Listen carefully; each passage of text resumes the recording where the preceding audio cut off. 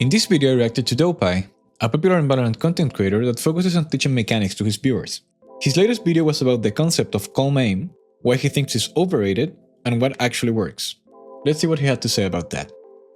You ever notice how some of the best players in Valorant don't have calm aim? Everyone tells you to slow down, focus on smooth crosshair placement, and only shoot when you're on target. But then you see pros like Demon1, Kang, Oxy, and Floor just insta-flicking and hitting the shot. So what if calm aim isn't actually the best way to aim? The videos out there right now basically says that calm aim is the best way to aim because it helps with consistency. And I think this is true. Calm aim basically emphasizes micro adjustments, tracking, and hit confirmation, which all help with consistency. Let's break that down so we can actually understand why it helps with your consistency. So one of the requirements to have calm aim is to have really good crosshair placement. That means that you have to actually predict where your next fight is going to be. By anticipating your next duel, you're going to be a lot more ready and playing in a way that will actually help you convert that duel. And if your pre-aim is slightly off, or if the target is moving, then that's where micro adjustments will come into play, which is basically just a smooth and small adjustment on your crosshair, which is very different from a very harsh flick that typically is higher tension and might cause you to overflick or underflick. And on top of that, if you train your tracking, you will also improve your movement reading, which will allow you to actually understand how to aim at that target. That all makes sense, right? I mean, that's what I thought. But then the more I would watch Valorant pro matches and pro players, I realized that that wasn't actually the case. Demon1 was one of the first examples that I saw where pretty much he would brute force his aim and just rely on speed and just hit his shot first. And then recently with the champs winners of EDG, Kang is also an insta-flicker. And then I also look at Chichu, who has been dominating, and he's also an insta-flicker. And at first I was like, okay, maybe that's just something that all low sense players do. Because Demon1 was 1600.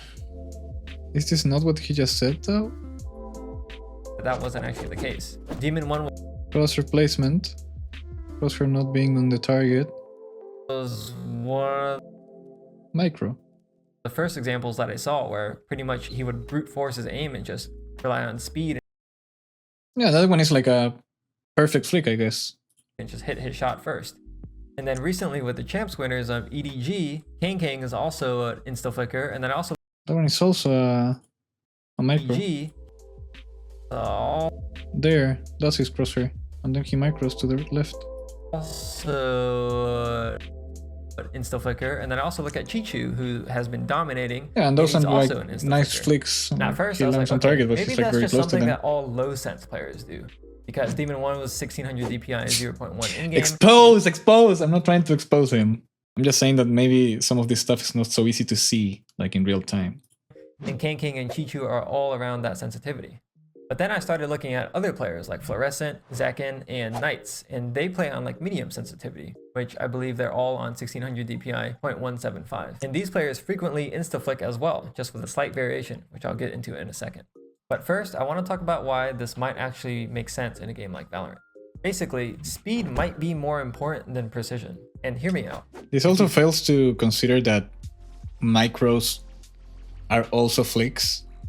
A flick is simply moving your crosshair from point A to point B like in the most efficient way possible, and that usually means also fast. And like, yeah, micros are normally slower than an extremely wide flick, yeah, but they're still like flicking. Like that's also a flick. First, or hit a a micro, headshot, sorry. then you win. If you flick first and hit a body shot, then you slow down the enemy. But even in the worst case scenario, if you flick first and then miss, it's actually not that big of a deal. Because in a game like Valorant, all you have to do is reset the fight by just strafing to the side, letting your gun accuracy reset, and then shooting again. Or, for some players with really good spray control, even if they missed the first shot, the second shot, or the third shot, they might be able to control their spray and hit one of those shots in the head. And to show this, I have a clip of Forsaken playing Hardbots from back in 2022. Pay attention to how he'll just insta-flick and just immediately shoot. And even if he misses the first couple of shots, he just has to spray control and eventually one of his bullets will hit the head. So even if he isn't consistent on his first shot, he's able to aim so quickly and control his spray that he's able to make up for some of the downsides. But these are all micros though. Yeah, he's like microing to all of these targets. Like the moment you start shooting, it doesn't really matter. The whole point is that he has to flick and then micro. Eventually, like there, he's looking for a target. He sees the target. Flicks. Yeah, he shot because he assumed he was on target. He didn't hit the head, so micro. Like, yeah, maybe you can argue you can be less quote unquote clean with like your gunfight hygiene and like shoot, I guess, before actually visually confirming. But at the end of the day, you will always have to do that. And the argument he said before about strafing if you miss, so like it's not such a big deal because you can strafe like out of the fight and then back again. That's true, but you can also pair that with good aiming technique. Like you can do both. Like one doesn't take from the other. Ideally, you want to be very good at both aiming and moving. Even if he isn't consistent on his first shot, he's able to aim so quickly and control his spray that he's able to make up for some of the downsides. This is also the aiming style that I've noticed out of Zekken and Floor. Now, both of them are also really good aimers, like raw aimers. They also play aim trainers, but because their spray control is so good, they can kind of leverage both of those with the instant flicks that they've trained up from aim trainers and also their spray control in game. They have more of a well-rounded type of aiming situation. Fluorescent. Spray control is so good, they can kind of leverage both of them. Let's actually see this in slow motion too. Like that's the other thing. Like when you get to the point of being or like having this technique down to like almost perfection or like close to perfection, I guess, you do it way faster than it's actually noticeable on like normal speed. Those. Like yeah, flick. The. That gap is already like a micro. Then she flicked all the way to the right. She's not on target. And then she corrected. Then she flicked to the left. She's not on target. Corrected. Like yeah, she's doing it very fast. Like if you watch this in like real time. Also play aim trainers, but because their spray control is so good, they can kind of leverage both of those with the instant flicks that they've trained up. It looks like she's just flicking, shooting, but she is doing a micro. Up from aim trainers and also their spray control in game. They have more of a well-rounded type of aiming situation. So let's explore some of the other examples as well. Here's a clip from Benji Fishy where he's just running out heaven, insta-flicks on this guy, luckily he hits a body shot, and then he's just able to reset his aim and then go for an actual burst with hit confirmation. Benji Fishy is one of those players that I've noticed when he goes for his first shot, it's almost always a tap, and then he'll follow it up with a burst after, and he's just really prioritizing his speed here. But let's take it to one of the most basic examples out there, the over-aim drill that Woohoojin talked about. That really isn't an example of calm aim. What you're doing is you're insta-flicking and also intentionally over-flicking and then adjusting your crosshair with your movement. So let's unpack that for a second here. One of the downsides of insta-flicking is that you will over-flick or under-flick. And that's because you're flicking with high tension and high speed, so you're going to be a little bit less precise. But in a game like Valorant, you can micro-adjust with your movement. And even if you aren't able to move, if your spray control is good enough, then you might still be able to get away with it. On top of that, I think that this aiming style might actually be a little bit better in this current meta because of how much utility there is. If you're really quick at flicking, then you can turn around, dodge flashes, or you can break util and kind of, deal with all the chaotic situation that this current meta has. In other words, it's actually pretty difficult to have good crosshair placement if you're getting hit with utility spam. And I wonder if that's one of the reasons why. I mean, yeah, this is true. Like, yeah, you can correct with your movement. You should be correcting with your movement and like using your movement both as a way to not get hit and damaged and also to aim better. But like this doesn't really take away from the fact that you can do both. Like you can flick and micro and do it while moving too. So I'm not really sure what's like the takeaway. What do you need to do basically? I mean, the video still. I mean, I'm guessing he answers it here. Why very crosshair dominant players are struggling right now. Okay, so what does this really even mean? This means that players that actually don't have experience playing aim trainers can still become a really good player in this game. And arguably, even at the pro level, you still don't even have to know proper aim technique. Now, what is proper aim technique? I don't actually know the answer to that question. I think aim is a very complex topic, and I'm also not an aim coach. But I have a decent amount of time on the aim trainers. I'm Radiant complete on the Valorant Voltaic benchmarks, so hopefully my input here isn't completely misinformed. What I've gathered is that a really well-rounded aimer has really good control over their attention. So with really fast what he said earlier, by the way, is true. Like you don't need to aim train to be good at games. That's true. Like there's a lot of people that don't aim train and they're very good. Aim training just allows you to develop your aim faster than by just playing. And yeah, you can also become a pro and not aim train, obviously. Like a lot of pros do that. But what we've seen from coaching pros is that anyone can learn, even if they are at that high level of gameplay. You have to be able to separate being good at aiming and being good at your game of choice in particular. Because yeah, if your game of choice is an FPS, obviously you need to be at least like decent at aiming if you want to be a pro. But you could always improve your aim further. And maybe it's not like a massive gain of like how good you will become at the game itself, but it will still help you. Except the finesse. I mean, imagine how good a finesse would be if he also focused on his mechanics, both movement, as he's saying in this video, but also aiming itself, like how to move your mouse. Flicks and really wide flicks, you're going to be a bit more tense so you can flick faster and cover the distance. But with smaller adjustments like tracking or micro adjustments, you're going to be lower tension. You're going to have smoother adjustments, and you're essentially trading speed for precision.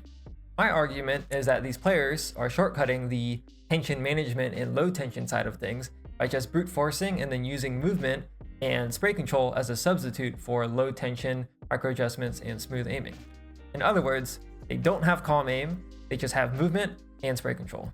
If you enjoy this type of content, then consider joining the dojo. It's my okay. That's what he's proposing, or that's like his theory, I guess. In other words, they don't have calm aim, they just have movement and spray control. If you enjoy this type of they just have movement and spray control. I mean, I guess we would have to define what is calm aim in the first place, because like it's a term that gets used by everyone and their mother, especially on YouTube and social media, to get likes. But like, what is calm aim? I don't know. I don't think calm aim is like taking a long time to shoot at someone. I think it's more about like reading your opponent's movement properly and acting accordingly, be it flick to it directly, do a micro, whatever. But like, yeah, I feel like this is true. Like what he's saying is technically true. You can micro correct at least with your movement, and you should be doing that, as I've said already. Okay, I think, should you stop in training? I am interested in this part. I mean, I'm guessing he will answer what I think. But yeah, I mean, it's an interesting topic. If it's having a name structure, knowing what to do in pressure situations, then all of the players he've showed have quote-unquote calm aim. I mean, to varying degrees, obviously, because it depends from player to player.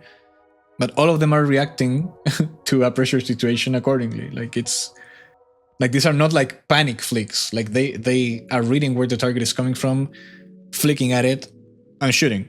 That's normal flicking. I don't know. So at this point, you might be wondering, how can I actually implement this style into my gameplay? Now, I want to give you guys a kind of counterintuitive insight. If you lower your sensitivity, you can actually increase your flick speed. And I know what you might be thinking. I thought we were trying to increase our flick speed and be insta-flickers. Why am I lowering my sensitivity? Well, basically, it comes from this thing called flick confidence. I don't know if that's what it's actually called, but basically, if your flick confidence is high, then you will flick faster because you're going to throw your arm across the mouse pad. Whereas if your flick confidence is really low and you're scared about over-aiming, you might flick really slow and you're trying to make sure you're really controlled. And lowering your sensitivity will increase your flick confidence because it's easier to aim on a lower sensitivity, right? It's more controlled. Yeah, this is true. I mean, it's also not something about confidence itself. It's also like a mechanic way of how your arm works answer. If you lower your sensitivity, you're going to use more of your arm and your shoulder, which are obviously way bigger muscle groups than your wrist and your fingers. So they allow for like more stability and more stopping power versus using your fingers or wrist, which allows you to flick both faster because it's a bigger muscle group, so it has more strength and you can move it faster literally, and it allows you to stop it better. So yeah, it makes sense that at least flicking, like that part of aiming, is quote-unquote easier on a lower sense. More precise.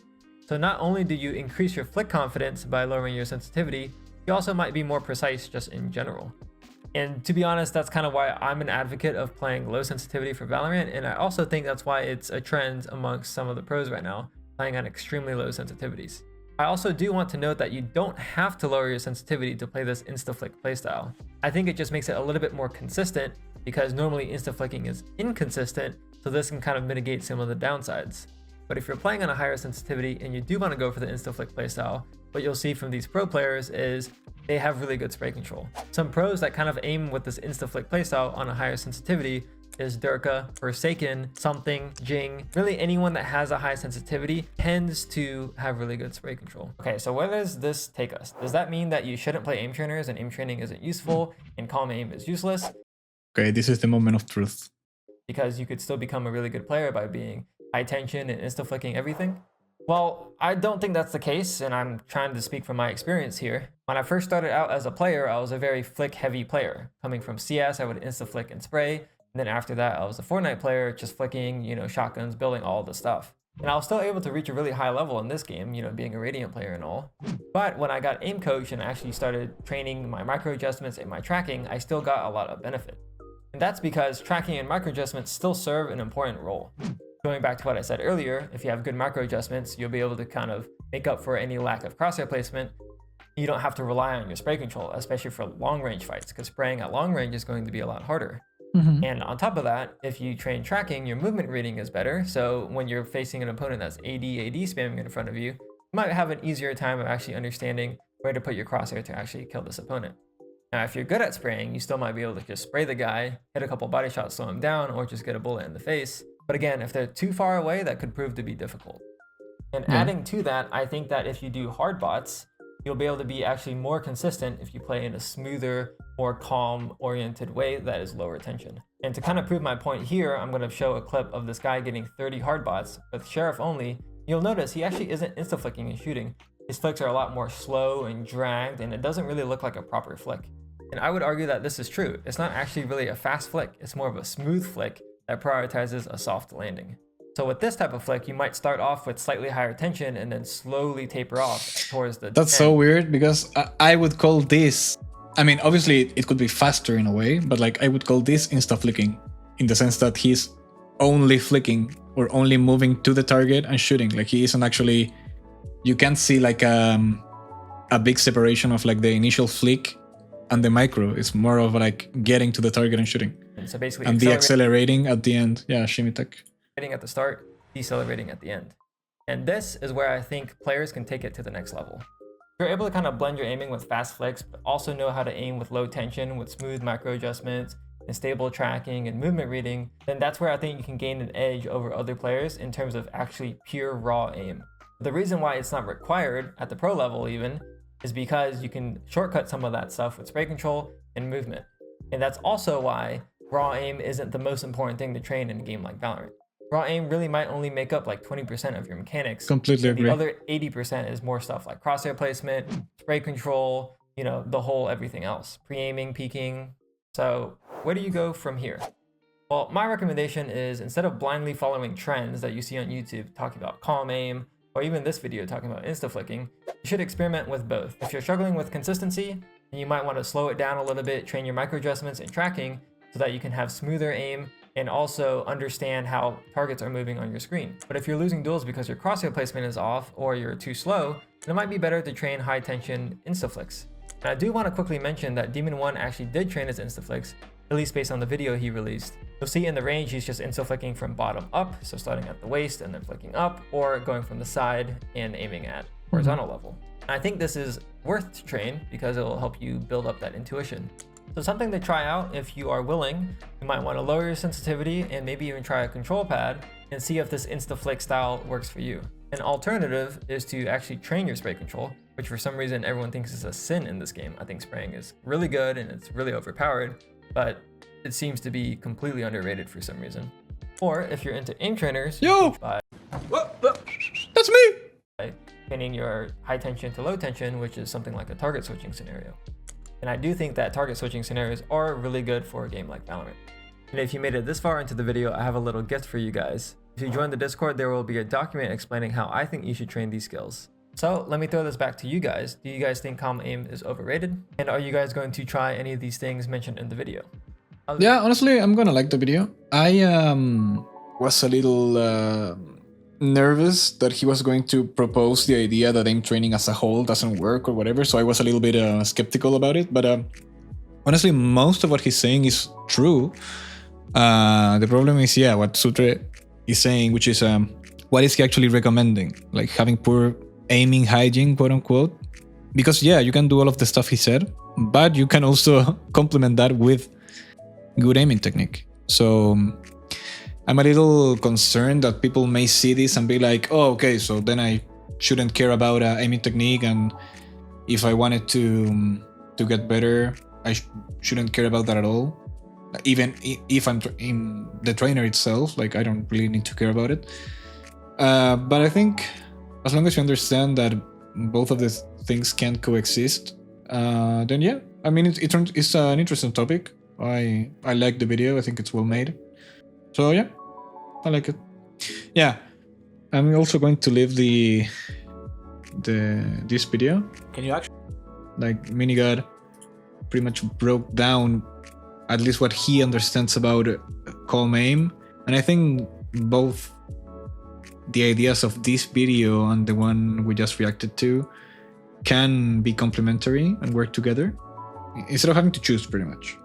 Like even most examples of players flicking that he gave were people doing quote-unquote proper aiming technique and like flicking and microing. And also another important thing I wanted to say, when you're training, aim training, for static, for example, static clicking, you are training both big aspects of it, which are like the initial flick and the micro. And no one in the right mind, I'm clarifying this because I've seen people actually do it, but no one in the right mind will tell you that you shouldn't flick to the target, if you know what I mean. Like you should try, obviously, when you're flicking to the target, you're always trying to land on target. And if you do it, you simply shoot. Like you shouldn't purposely try to over flick or under flick. Like that doesn't make any sense.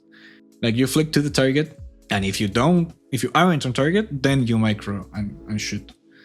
Pretty much the only difference is that normally people, at least in the aim training space, will recommend you to flick, visually confirm if you're on target, and if you aren't, then micro and shoot. But what he's saying here is that in actual games, not in aim trainers like Valorant, you can get away with flicking and shooting instead of doing all the waiting to shoot in the visually confirming part, because you can flick, shoot, and if you don't kill the target, you can always like strafe or do something else. Like you could even throw an ability, hide, run, whatever. But yeah, it was an interesting watch.